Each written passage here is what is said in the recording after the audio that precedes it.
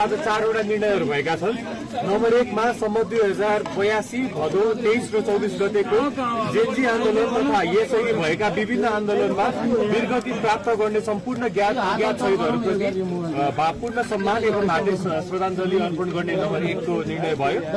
Number 2 मा नेपाल सरकारको प्रवक्तामा मानवीय शिक्षा विज्ञान तथा प्रविधिका तोक्ने भयो।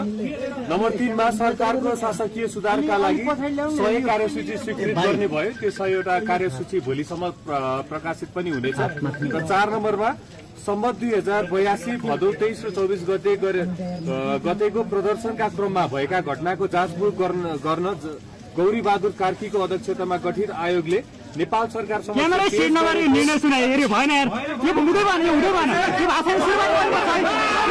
बमोजिम गर्ने पहिलो नम्बर कमा उल्लेखित आयोगले सिफारिस गरेको व्यक्ति र निकाय मध्ये सुरक्षा संयन्त्रको हकमा अध्ययन समिति गठन गरी सो समितिले पेश गरेको सिफारिस बमोजिम गर्ने।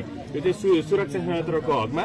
2 मा अन्यको हकमा सो आयोगले गरेको सिफारिसलाई तत्काल कार्यान्वयन गर्न सम्बन्धित निकायलाई निर्देशन दिने। यो भनेको गृह मन्त्रालयले काम सुरु गर्छ। गृह मन्त्रालय लगायत अन्य निकायहरू जुन हुन्छ